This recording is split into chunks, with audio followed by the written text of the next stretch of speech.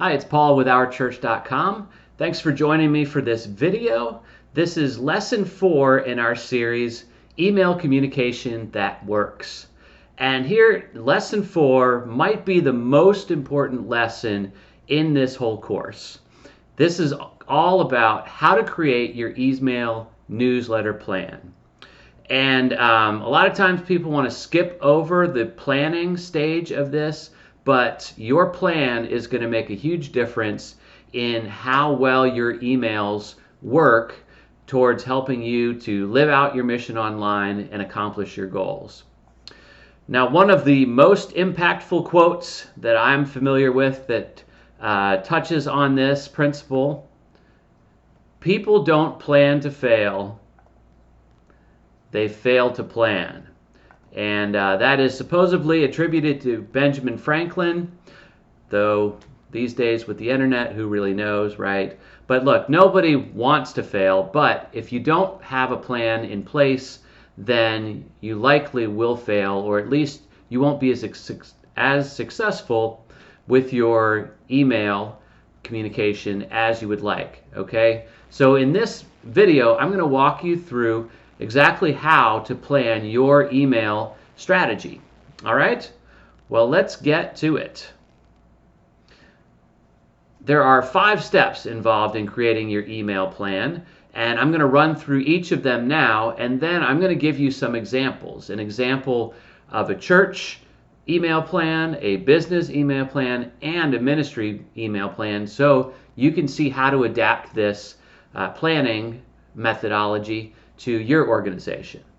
So let's take a look at these 5 steps to create your email plan. Step number 1, define your audience.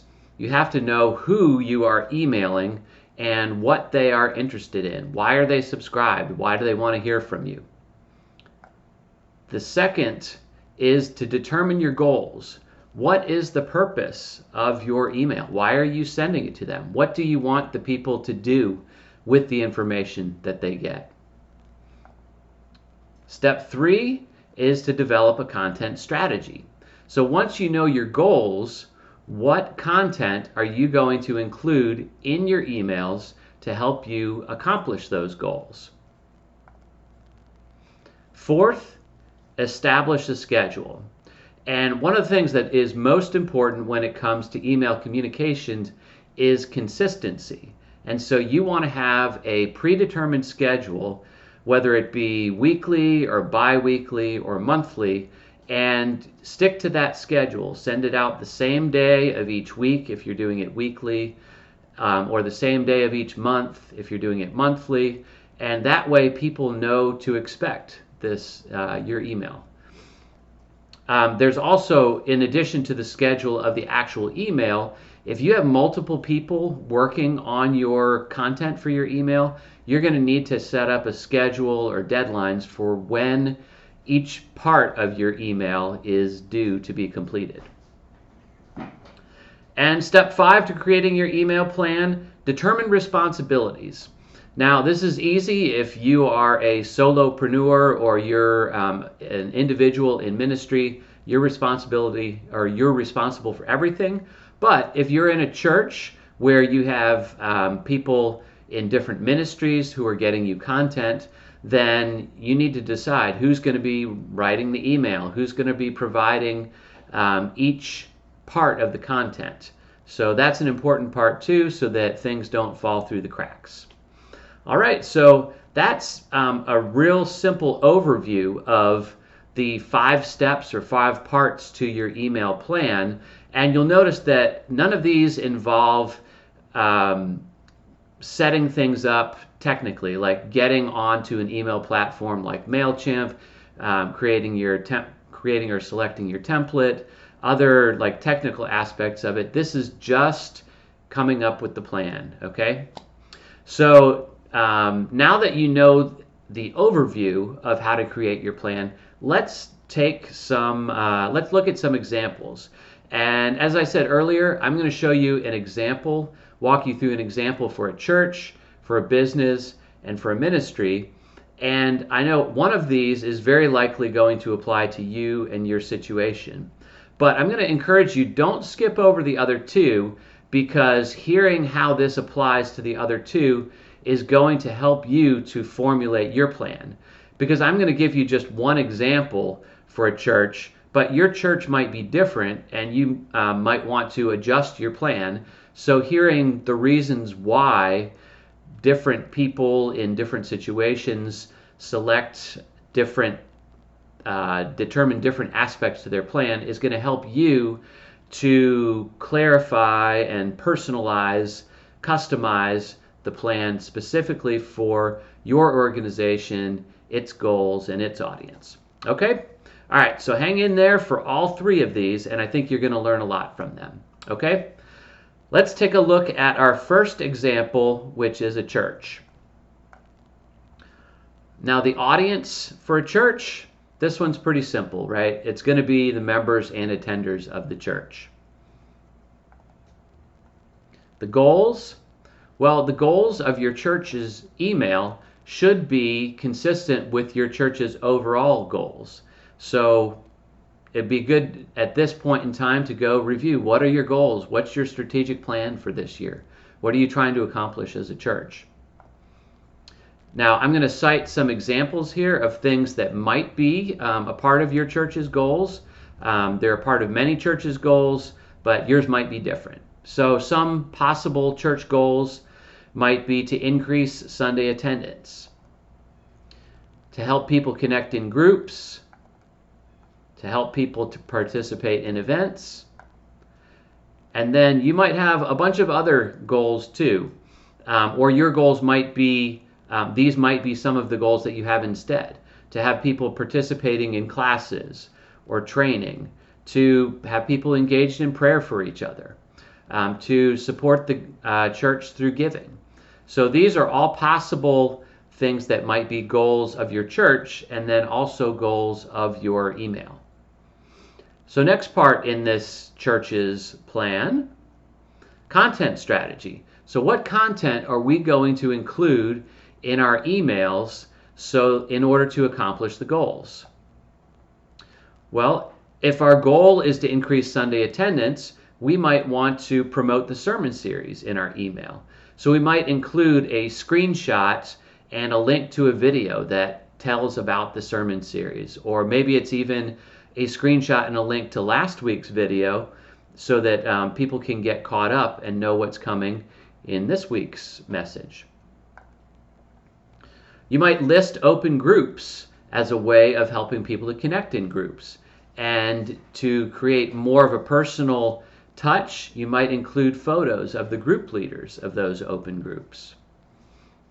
Next, if you want to help people participate in events, you might list upcoming events and then put a little description and then explain how people, like what's the next step? Do they need to sign up?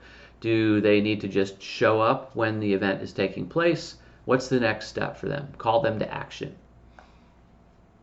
All right, so that's the content strategy. Notice that for every goal that you have with your email, you've got a content strategy to achieve that goal, okay? And that's a really important principle when deciding the content for your email.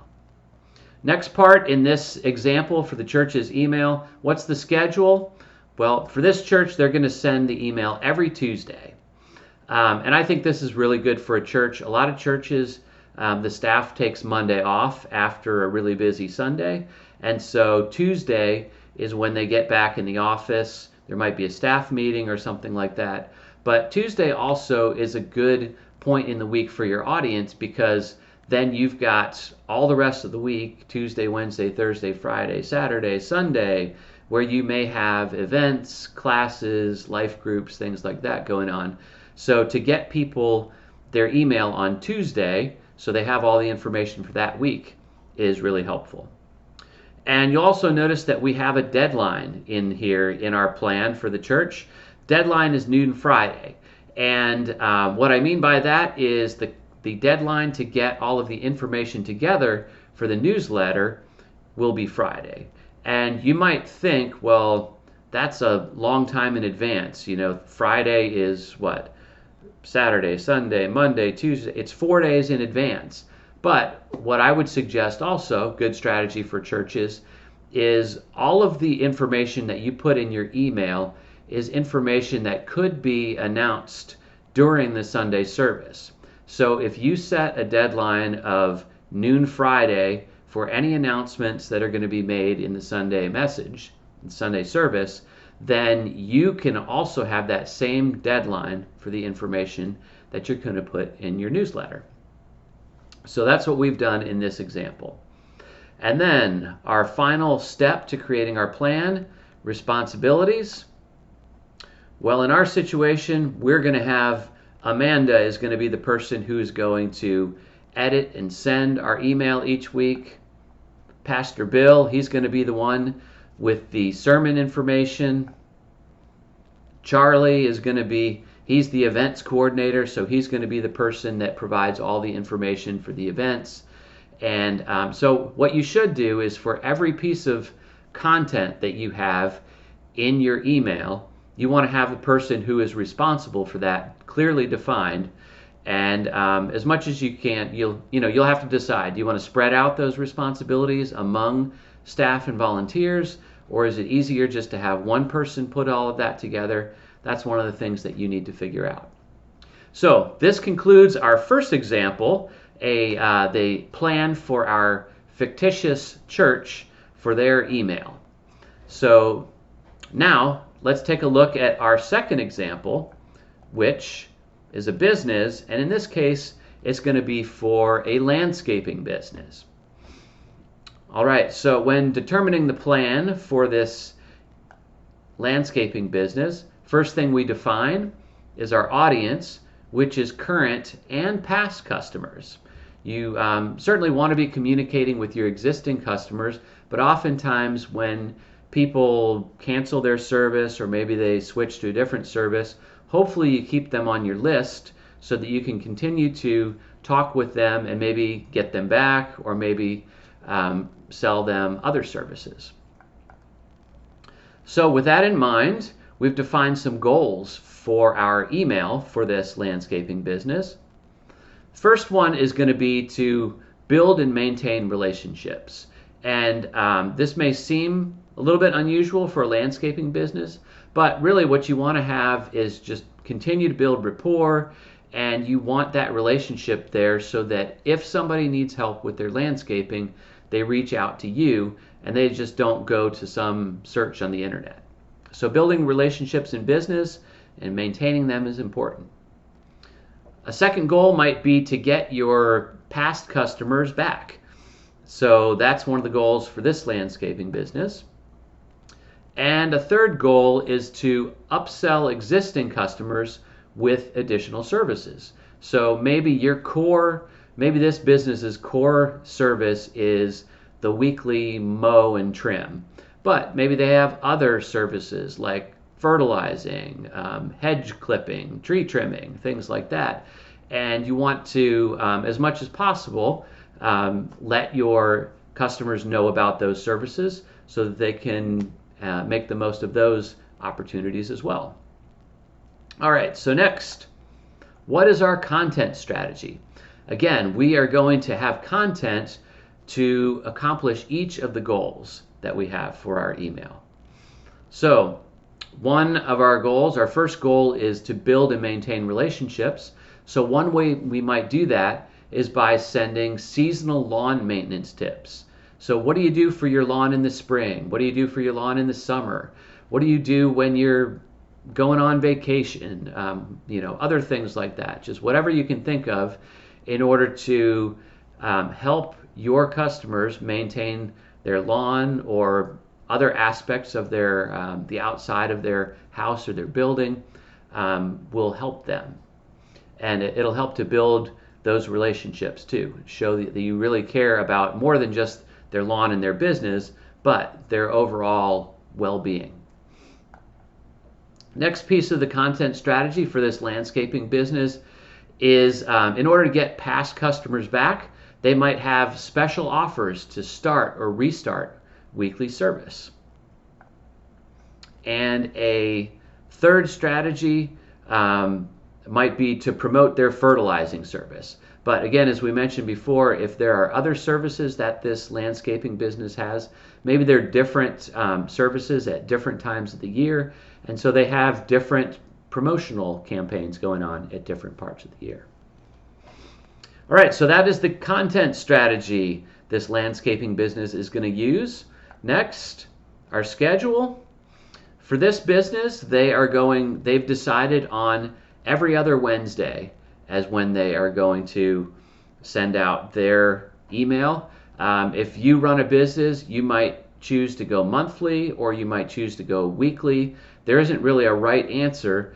The right answer is how often can you provide content that is going to be helpful and useful and meaningful to your customers. So if you're not providing a whole lot of information, it might be monthly. If you have like weekly specials for a restaurant or something like that, then maybe you'll want to send it weekly. So that all factors into the decision as to how often you are going to email. And last but not least, responsibilities. Who's going to be responsible for what aspects of this business's email? Well, the person who's going to send and edit it is going to be Alex. Maybe he's the communications person. Who's going to write up the tips? Well, maybe Betty is the lawn professional. She's the expert, and so she writes the tips for each email. And who's in charge of the specials? Well, maybe the sales guy, Carl, he's going to be the one in charge of which specials go into each email. So you define all of those things so that everybody knows what's expected, and you'll see that we've got the deadline. For this business, they've decided the day before the newsletter goes out is when everybody has to have their content ready. So there's our second example for our landscaping business. Take a breath, and we're going to hit our third and final example for a email plan, and that is going to be for an author/speaking ministry. So if in this case it is a fictitious ministry, first they start by defining their audience. Those are going to be the financial supporters, and then also the people who are impacted by this person's speaking events, their books, other things that they've done. People who are really interested in the content that they're producing. What is the goal of their email? Well, the first goal, like the business example that we just did, is going to be to build and maintain relationships. This author and speaker, they want to make sure that you're familiar with what they're doing, what's going on in their ministry, and they want to be helpful to people too. And that's the second part of their goal, is to encourage and teach people. That's why they got into writing and speaking in the first place, because they love people, they want to help people, they want to see them living the best life that they can, the life that God has given them. Third goal might be to sell their latest book. And a fourth goal, if you're a speaker, you want speaking gigs, right? So that's part of the goal of this email as well. All right, so now what is the content that they are going to include in order to reach these goals?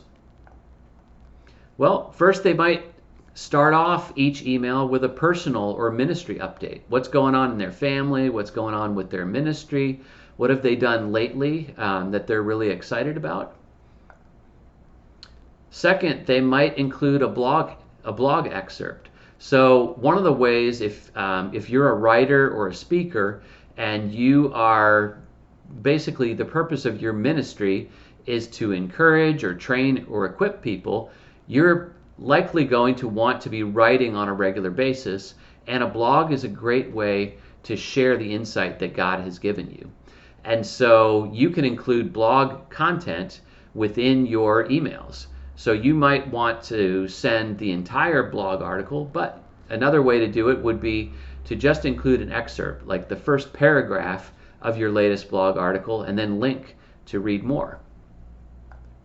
Third part of the content strategy is a testimonial from a book review, somebody who's read their latest book and gotten something really good out of it. Include the testimonial and then link to buy the book. And then the next part of the content strategy is a testimonial from somebody who's been to one of their speaking events, and then information about how you can book them to speak at your conference or event. So again, you notice how each piece of content is designed to achieve the goal or a goal of the email strategy. So what's the schedule for this author or speaker's ministry? Well, this author is really busy in other things, so they've decided they're just going to do once a month. They're going to send out an email. And there are a lot of ministries that do monthly emails.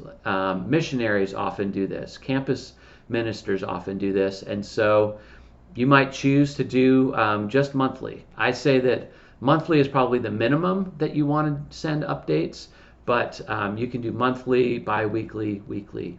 Decide what's best for you in your ministry. And then lastly, the responsibilities. Well, in this case, this is a single person in ministry. Alice is the author, she's the speaker, she writes the blog articles, and she sends the emails. So in this case, the responsibilities are easy. It's all for Alice to do. All right, so there are your three examples: the example of a church, the example of a business, and the example of a ministry. And so I hope these examples have been really helpful for you. And now you can go back through and look at the 5 aspects of an email plan, and you can start praying, planning, discussing what your email plan looks like for your church, business, or ministry. Thanks for watching.